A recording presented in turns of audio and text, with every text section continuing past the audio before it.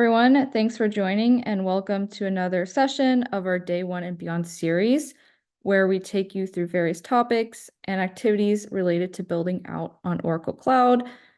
Our today's session will cover the Oracle Cloud Adoption Framework, a comprehensive collection of cloud resources, best practices, technical guidance, and enablement tools. I'd like to introduce Niraj and Stephen as the main presenters. And with that, I will hand it over to Niraj to get us started. Hello, my name is Neeraj Tyagi. I am Principal Product Manager for Cloud Adoption Framework. In this session, my colleague Steven Chan is also participating, and he will be also talking through this session. So let's get started. So before we start, what is Oracle Cloud Adoption Framework? So we'll walk through this session, throughout the session, what this is all about. Let's move on. So OCI Cloud Adoption Framework is a set of best practices, guidance we have built for users who are willing to move on to the OCI, whereas in the past it has been observed by various auditors and organizations that if there is no proper guidance or structure which is followed onto the cloud migration, there is a high potential of overspending, which is varying from a 20 to 50%. That may be more or less. But when there is the right set of guidance and a structure available for cloud adoption, we have the things in place to go in the right direction. There is very low possibility of getting deviated from the path. So we will talk through the whole OCI Cloud Adoption Framework. So in this session, what I'll be covering about the Cloud Adoption Framework for OCI, what are the benefits, what are the key pillars, which are part of this pillar working as a foundation. So when we move to a cloud, we have a certain consideration that we always look from the business investment, how we will get the investment, what kind of things we will be doing from the business standpoint. We also start to look from the angle how people will support this adoption process. There are different things get involved, where the resource will come from, how the cloud expertise will kick in. Wow, there are different technologies available in cloud, how those will be utilized, how we'll find the expertise, how we will do a different alignment. In the same case, when we are again moving further, we will look through in the journey for cloud in general. Without even having a cloud adoption framework, we will always think about how different things will work together and make this process streamline. Who will own it? What's going to happen in case of there's an escalation? How I will handle my risk, compliance, or how will I mitigate all those things? How my workload will be managed? So all these are the obvious questions. They just come in the mind when we look for a cloud adoption. We want to move to cloud. So apart from these three, which are non-functional, non-technical areas, but we obviously look for the other important aspects of security, whether my security will be good, or I want equal or better security in cloud, because right now so far when we are on premises, we are limited to access and the boundary of our on-premises systems or our local data centers, but now we are going on to the public cloud. So things obviously change how we will handle them. The technology, which is another important thing, but when we look for the cloud, we always look from an angle. I should look for the cloud native technologies, whether I should go for IaaS, PaaS, SaaS, all those things will come into mind. So we will also address these things in this framework. So once we are onto cloud, we also look from the aspect of monitoring. How will I ensure that what I talk initially, that potentially customers moving to cloud, without a structure to overspending. So that's an important aspect we need to take care by monitoring, right set of monitoring and FinOps in place. And we should efficiently utilize all the resources. So combining all these different things comes into mind when we move on to cloud or any cloud adoption considerations. So what OCI Cloud Adoption Framework is all about. So OCI Cloud Adoption Framework address all these concerns and consideration in a 6 set of pillars, aligning and covering all those questions in a structured way.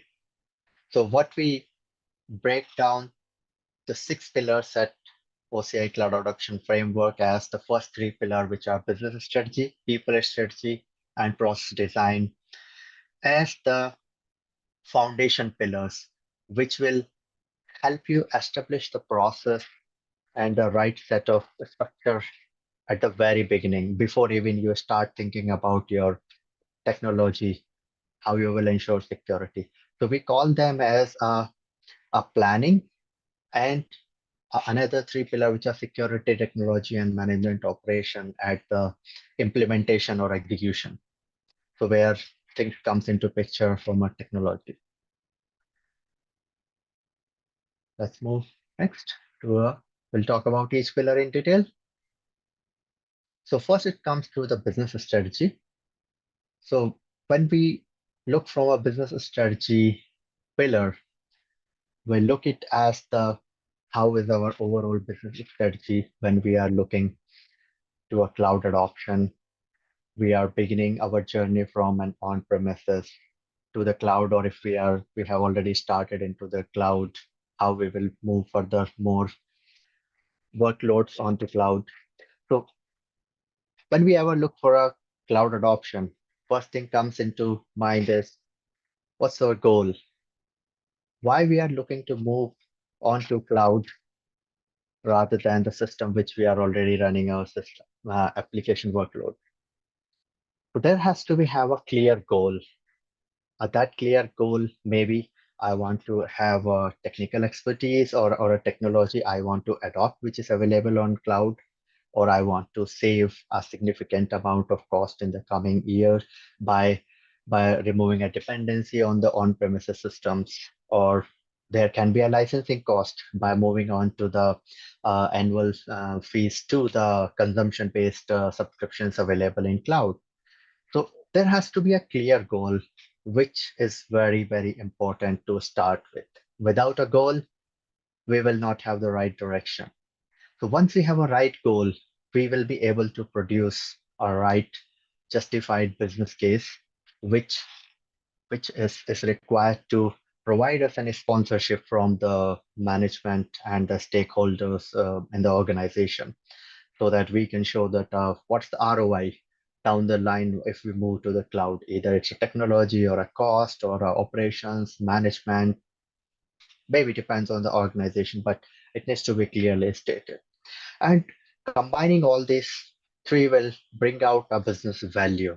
So what will be the value outcome? What's the value proposition we can show along with our business case that after moving on to the cloud, I'll be able to save, let's say, X amount of hours or a Y amount of operations cost. Eventually, everything turns down to the cost. And if we are not just looking from a technology innovation standpoint or a competing against a technology. So business strategy will help you provide the guidance around these things, how you can take care of the overall strategy, what kind of parameters you need to look into, what kind of documentation you need to produce, and how you will secure your sponsorship and plan further. Let's move on to the next pillar, which is a people pillar. Now we have our foundation in place. We have a business approval. We have the budget. Now what we need is people. Once we start looking from a cloud, we need the skill set. And along with the skill set, we need the change management process, because so far things were easy. things were open in an isolated environment. Now we have to change the way we are thinking. We have to change the perspective. To change that perspective, we need to have a efficient change management process, which will help you clearly define what is the next step, where we are right now, how we will move next. What is the next step in this roadmap? So who will define all this? So there is a cloud center of excellence which needs to be set up, and that will guide you in this overall cloud adoption journey. We call it as journey. We started from an initial inception, and then we come to the reality. So in this whole process, Cloud Center of Excellence plays the very critical role as a governing body in the process, which is a cross all applications and consulting body as well that define the roadmap and all the approvals in the technology and what should be the future technology, what's the replacement, alternative, which application should be prioritized. Everything has to be consulted with the Cloud Center of Excellence. We usually call them a cloud architect. And in traditional existing organizations, it's also called as an enterprise architect role, but these days it's more of a cloud architect role. So to move my workload, I also need a right set of skills. I have a budget. I may develop my skill set on premise in-house with the existing resource, or I may need to secure resources from external source by hiring or having a consulting resources, or we may hire the training courses, subscription. So all those things will make my workforce ready for this change management process in cloud adoption journey. Next, we have the people. We want a process. How this overall process will be executed. How we will ensure everything we have in our thought process is completely aligned and work seamlessly. So we have a structure called enterprise architecture, which will help you to bind the business, data, application, security, and compliance to work together in a way to understand how things will move forward. If I have to look for a data, how the data will be migrated to the cloud. If my application is running on premises, how my application priority will happen,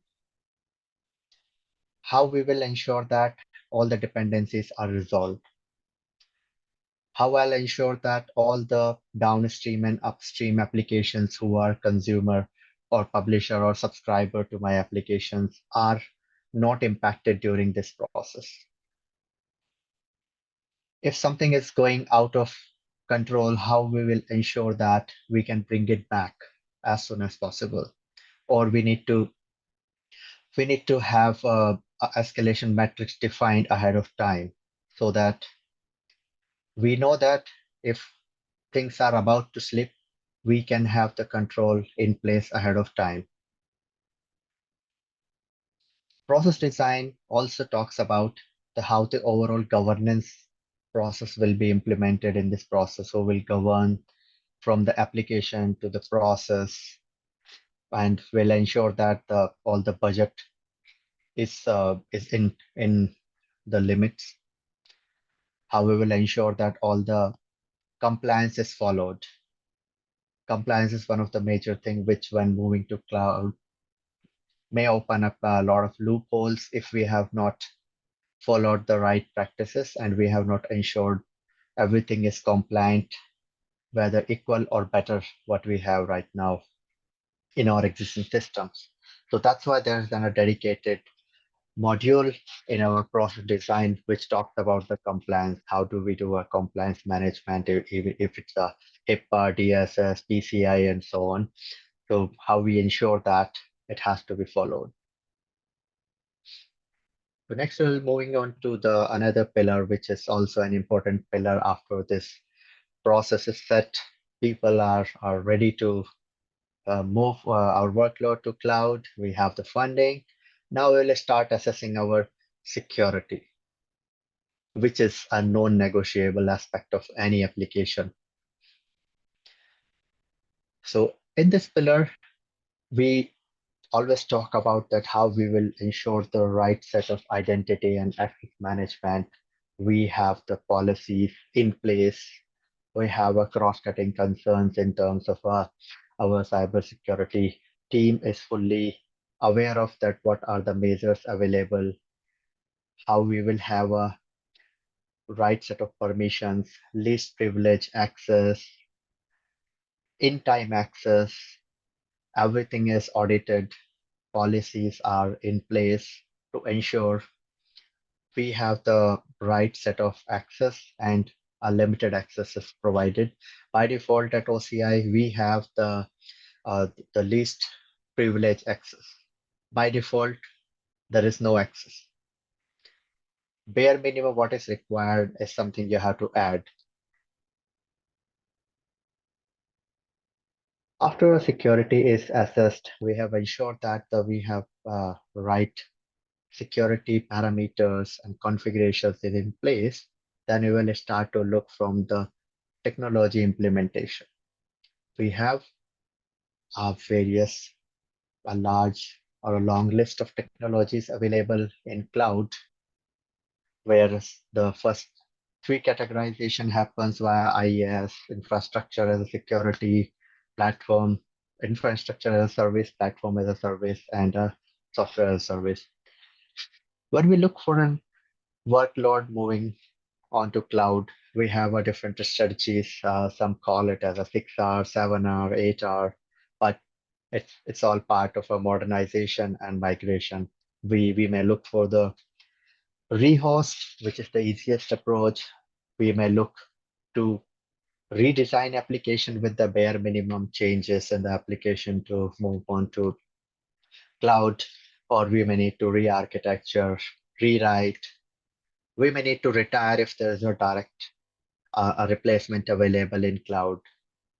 Then that's the best suit.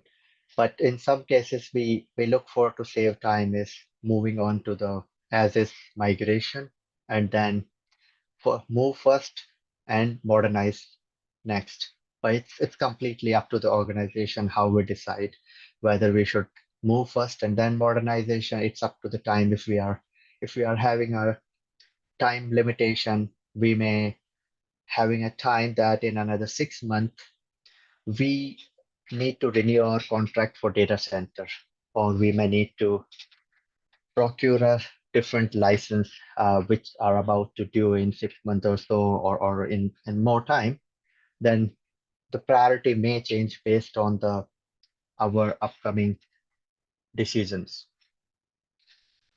When we are moving on to cloud, we also need a best practice guidance in terms of technology implementation, that how I'll ensure that my all the security or best practices for management and operation, logs, analytics, and all, everything is in place.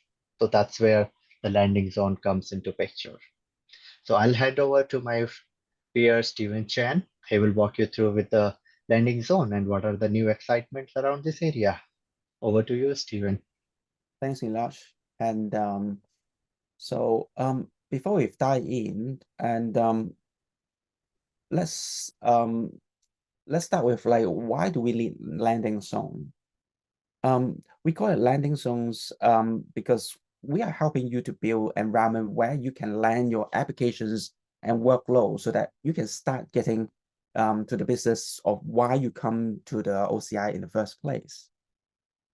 Whether you are like small business or large enterprise, you have got different requirements, isn't it? However, our landing zones solutions will offer most customers a strong starting point to start with. So the analogy here is that we help our customer build their house or houses, all the flooring, the room, the plumbing, the electricity, phone line, etc. It's all there. So you only have to move in with your furnitures and appliance and start living the OCI life. So back to like what was it, right? Landing zone are Terraform templates that are prescriptive, opinionated, so that you can confidently deploy all the great OCI service that you need with just a single click. And they're well architected. Landing zones are pre-configured and optimized with best practice to provide you a great baseline, help you meet your security and compliance goal. So many people use landing zones in decorative format to configure and customize their deployment. So this is one way of doing things, and it also supported. But we also provide another templates. One of those templates just support a one-click deployment model. And finally, you can have options that easy deploys our landing zones from our resources manager console, or you can deploy from GitHub as well.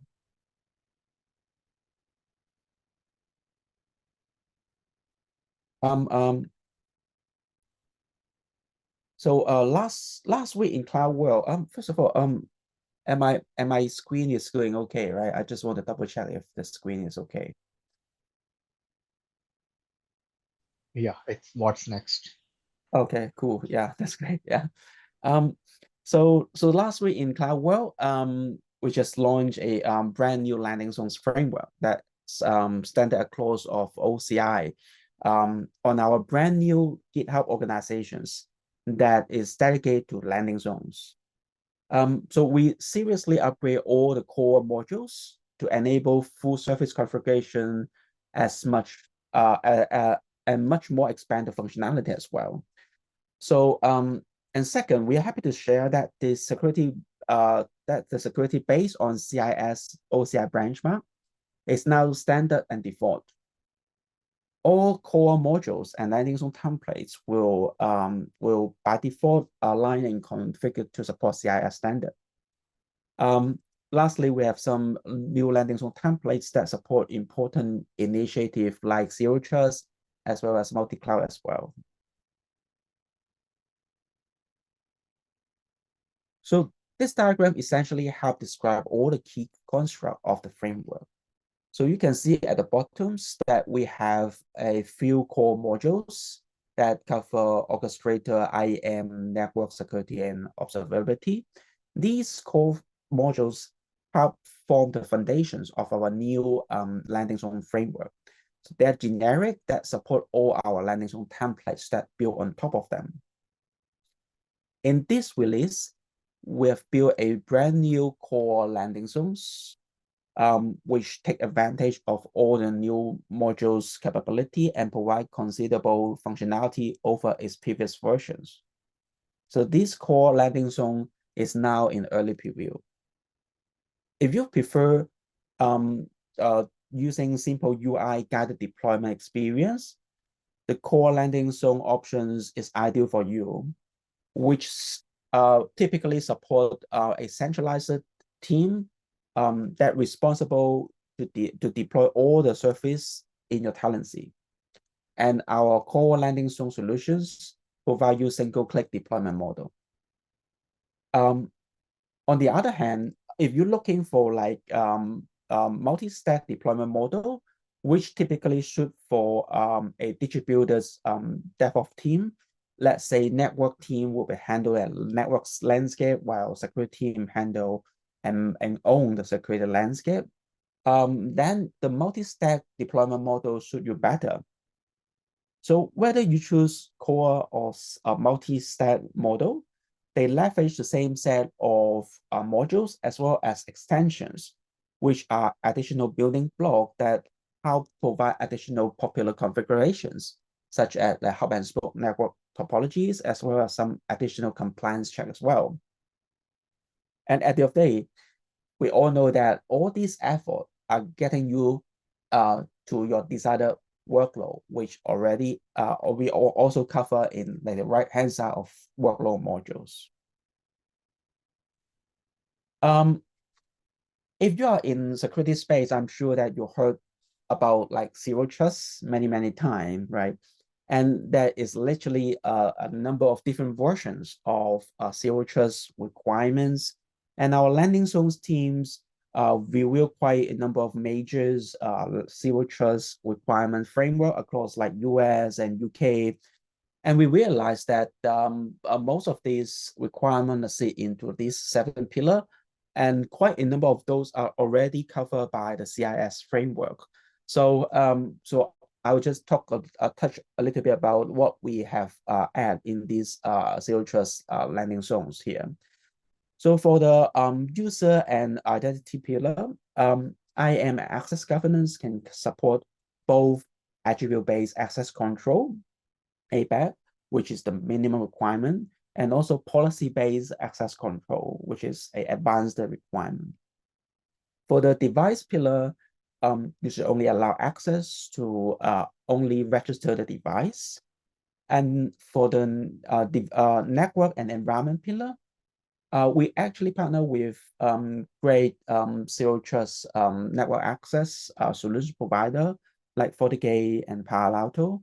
So we are planning to include the zero trust packet routing later this month into the zero trust landing zone later, which will support the network segment and also data loss preventions.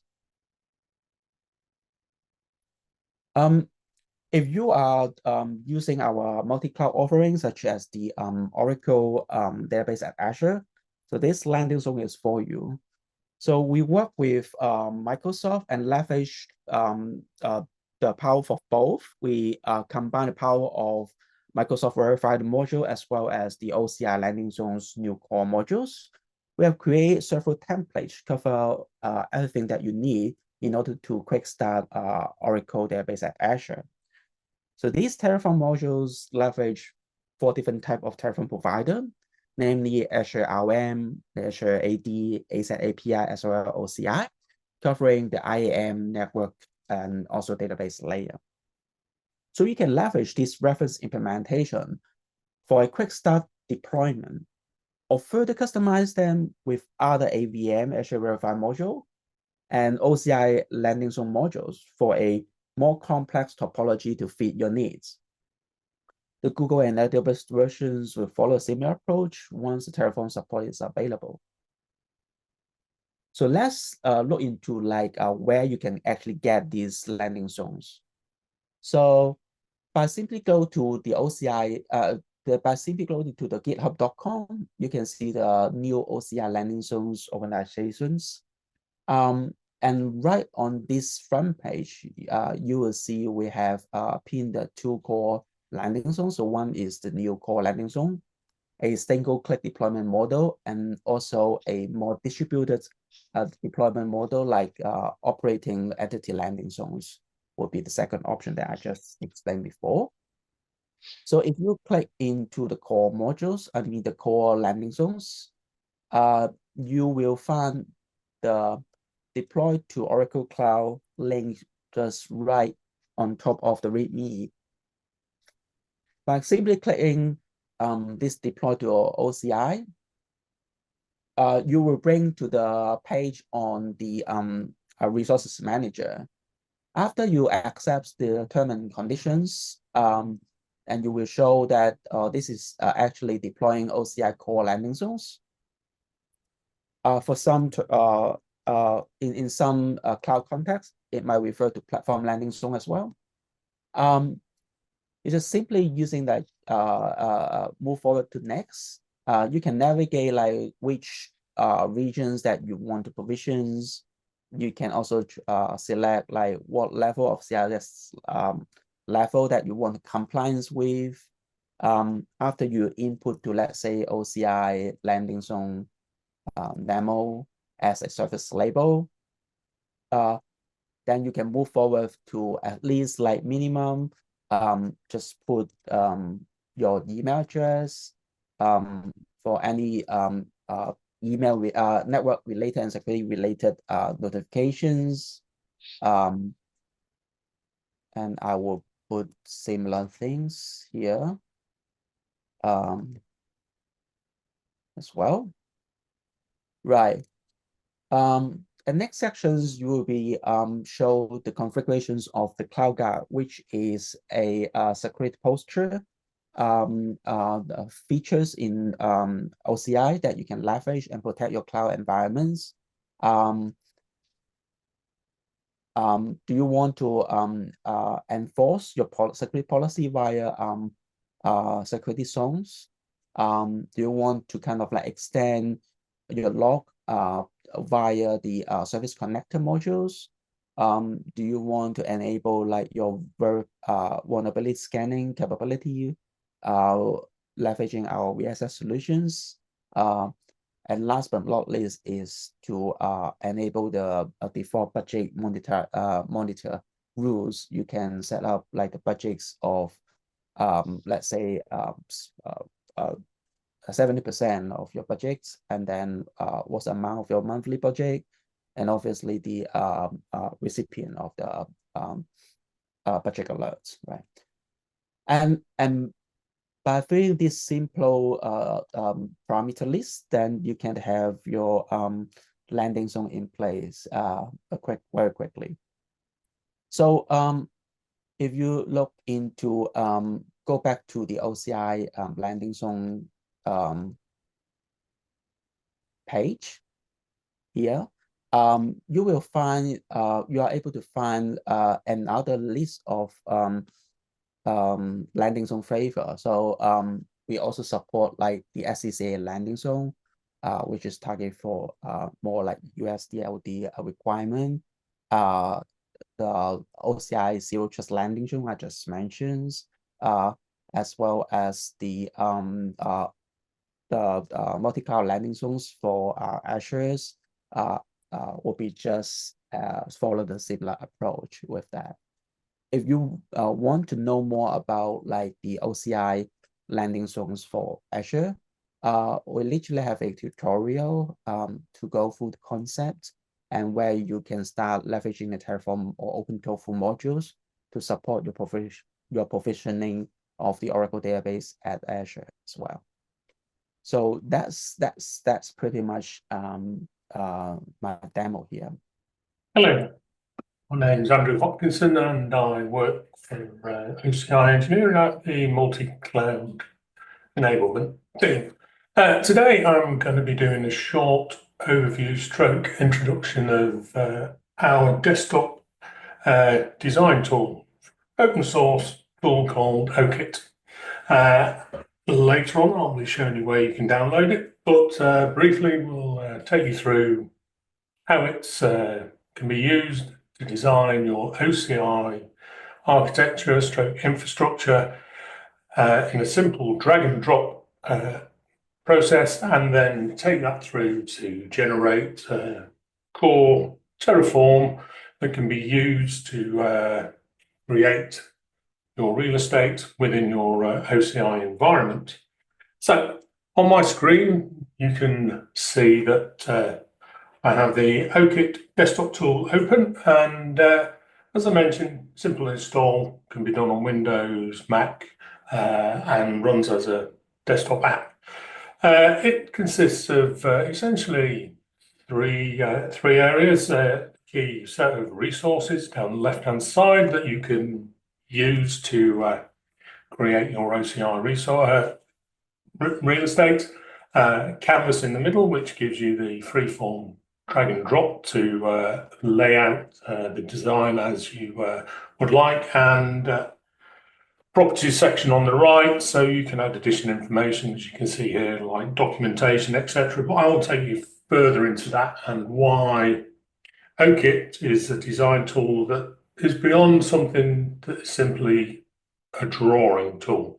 So let's move ahead, and what we'll do is essentially within this demo design a simple network layout that you can take forward, as I said. So on the right, we've got the palette that's broken down into logical areas like the compute, the storage, the networking, gateways, etc., and databases.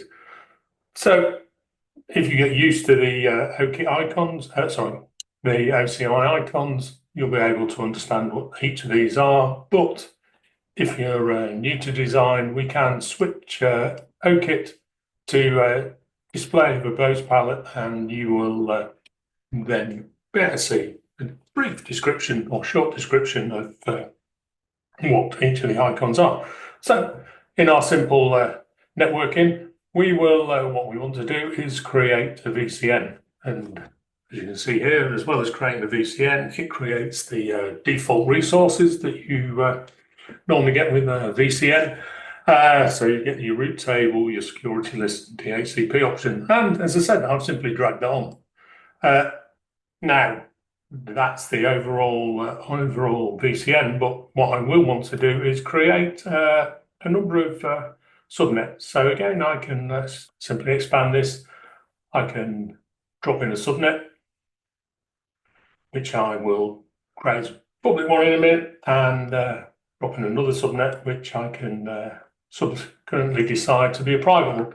Now, okay, you could possibly say you can do this with a lot of drawing tools, and true, you can draw pictures with a lot of drawing tools, but OKIT has the power to allow you to actually take what you've drawn and define the information required to create that within your OCI tenancy. And we can do this simply by adding the properties needed for those resources to create them, to configure them, etc. within OCI. So we take this subnet, you can see on the right hand side our panel's changed. Rather than just documentation, we can put in tags, and key thing here is properties. So we click on the properties, we can now see the core properties required for a subnet within OCI.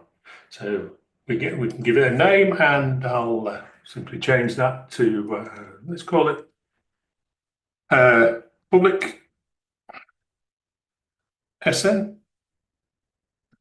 I'll give it a nice center block. And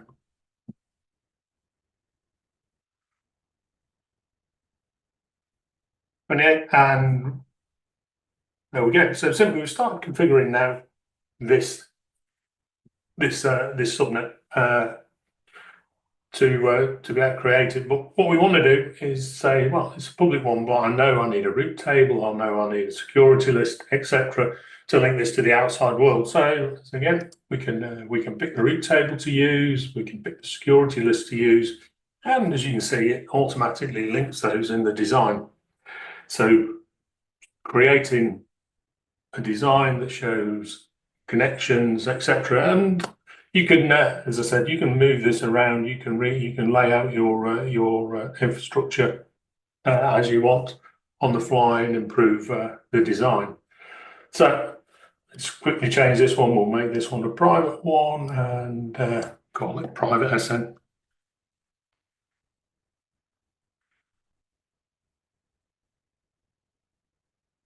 Now we've got two subnets, root tables. I can continue to configure this by adding additional security lists, etc. But to be honest, what I'll need is actually need an internet gateway to be able to get out to the outside world.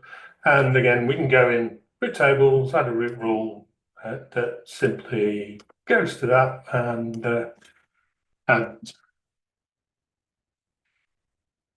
so everything will use this. And then again, so we will build this up slowly but surely and produce a design that will define how our infrastructure will work, and so we can take it from there. And these can get, as you probably know, quite complex, but in a visual respect, you can actually see how everything links together. Once I've done that, I can obviously save it, and then the key thing is I want a set of code that I can use to create this.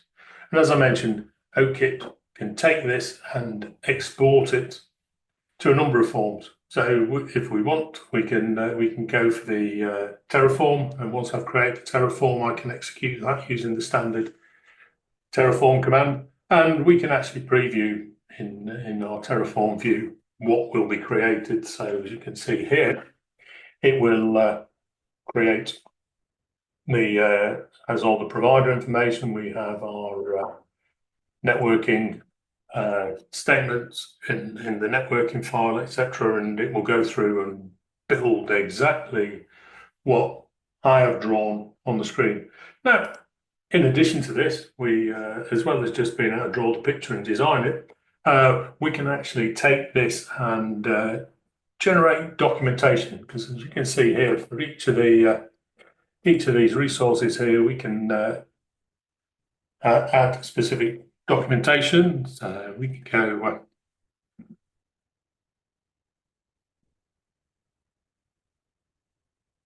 etc. for those, and if we want an overall set of documentation, we can add that for the whole design by putting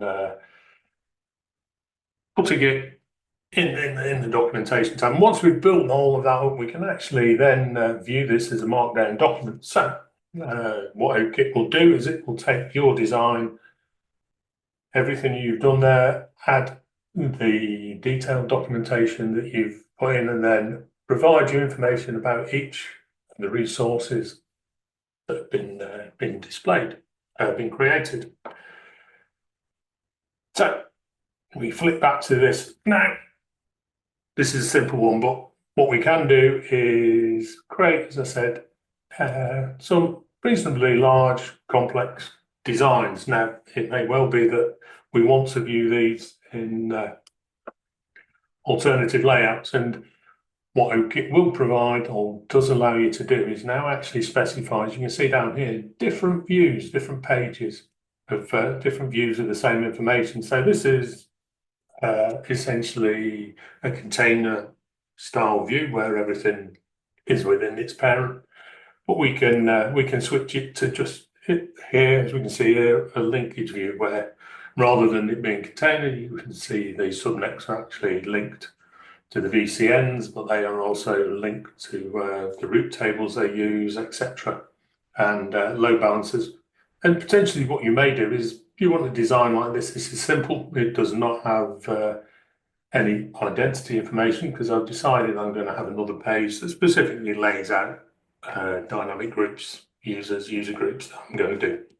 So as a tool, it gives you a flexibility to do that, and then, as I said, generate Terraform that can then be executed against OCI, and the Terraform will then create, update your OCI tenancy with the resources you have.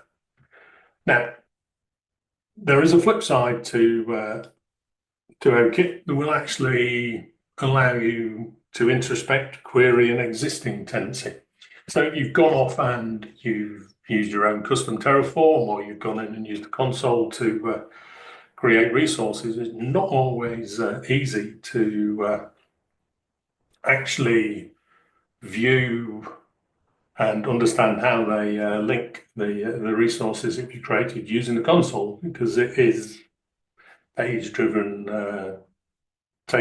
tabular style layout. So, as I said, what we can do is introspect an existing tenancy or query to find out what we have there. So we can pick our profile, we can pick the departments we want to view, and then tell OKIT to go off, query those environments, and bring back all the resources, and then lay them out on my screen. So now, as you can see here, I have a number of VCNs in those compartments, and OKIT has brought them back and shows me how they basically hook together and laid out. So, as mentioned, those are the two key areas of that. But given that we are multi-cloud now, OKIT has actually moved on to allow you to not only design OCI environments, but you can pick your Azure environment as well, and link your databases that absorb through to your OCI environment and ultimately create the required resources via generated Terraform. So, as I said, that was a quick overview of OKIT, and Okay, I'll move forward with the management and operation, which is one of the pillar which we talk in the last, not least, but this is something which is very essential in this process to help us optimize further. So once we are onto cloud, we have a different aspect we would like to measure, control, and optimize. So in this process of management and operations, we would like to put a control in place ahead of time rather than a reactive approach. We prefer a proactive approach where we guide all the parameters or configurations available in the cloud to observe how your workload will be running in the cloud, what will be the parameters and metrics you need to observe. That may be the resources utilization, networks, shape, size, how much you are utilizing the resources, whether it's underutilized, overutilized, whether you should look for the auto scaling, what kind of logs you are shipping, where you are storing those, what kind of storage you are using. All those things will come into picture in this pillar where the first step is observe. We guide you to observe the information available in the OCI. Once we have collected the information and understood the current values, we then look from the aspect of optimize. What are the measures available to optimize? There is a cost estimator. Cloud optimization tools are available in OCI, which can help you to recommend how you can optimize the cost, how you can optimize the utilization. So cost and utilization both are hand on hand or directly proportional. If we are overutilizing or over provision the resources, what are the things you should do? So these tools will help you to optimize. What are those tools available? Apart from the tool, there are certain manual observations. So there's a very good article available under the technology implementation, which talks about all the parameters you can look from the optimization of cost and designing the right architecture. So all those things will come once you have data. You will observe them, collect them, you will optimize it, and you will operate in cloud. So during a management and operations, there are times when things doesn't go as expected. So how you will seek support, where you will look for the right guidance in terms of a technology implementation, how your overall product lifecycle will be managed, how you will apply the maintenance, patching. There are some things where you want to have automated patching, but when it comes to infrastructure as a service, pretty much the user would like to control when the maintenance window should be opened and how the patch should be applied. So all those things will come under management and operation. So this covers our 6 pillars. Apart from that, this support and incident is one thing I already talked about. But in this overall 6 pillars, we start from the journey at the beginning when we are very new to the concept of cloud. We put a business strategy in place by securing the funding and having the right aspect of moving on to the cloud with a clear outcome. We make the people ready for this change and we implement a right set of process.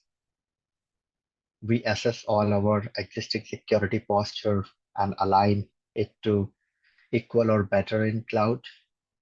We choose the right set of technology, which can be the right fit with our existing implementation. And then we look for the how we will manage and operate in the cloud and optimize further. So this all 6 pillars combine and provides the underlying foundation for cloud adoption framework. So cloud adoption framework is not only just a straightforward plan, prepare, migrate, and optimize, but it is from the inception to the reality. So with this, I would say that there are certain things to remember, that we always like to have a streamlined process for a robust adoption journey and adapt OCI Cloud Adoption Framework in the organization and tailor it as per your needs.